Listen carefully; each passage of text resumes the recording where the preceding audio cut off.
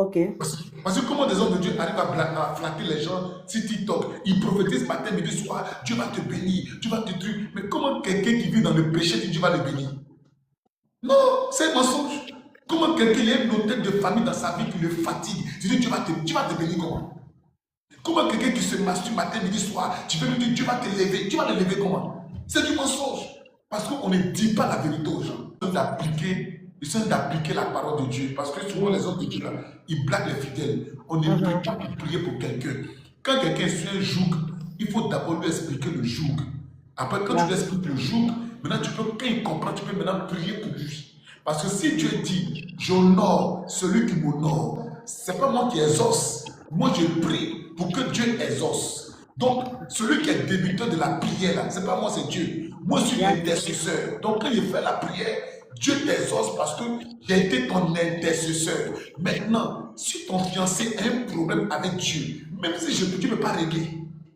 Maintenant, pour que Dieu règle, il faut qu'il fasse sa repentance. Quand la repentance est faite et que je déclare la parole, la prière monte.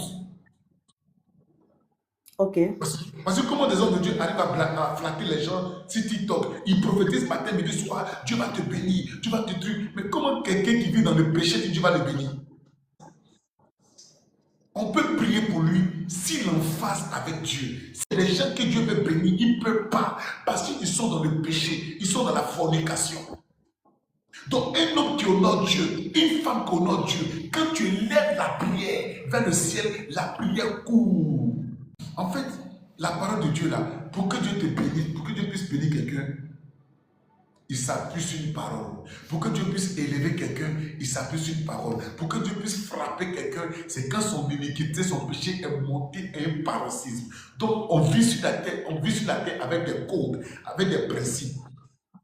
Donc ces principes-là, dès que tu les mets en pratique, et que l'homme de Dieu déclare, et qu'il voit dans le spirituel, pour lui dire, voilà ce que je vois, mais voilà ce qui s'est passé, voilà ce que tu dois d'abord faire, avant que je fasse la prière, ça veut dire que quand il va prier, les portes vont s'ouvrir.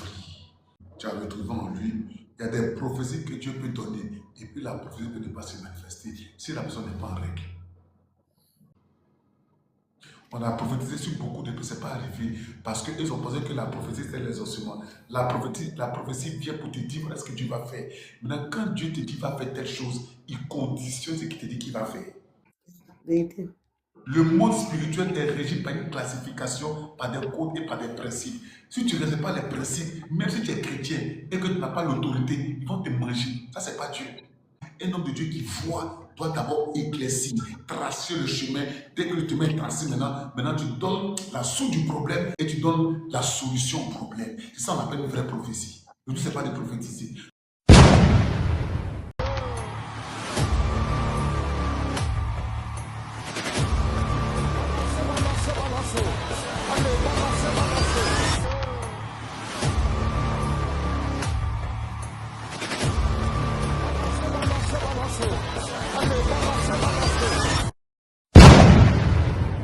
Tu donnes la solution du problème, tu donnes la solution au problème.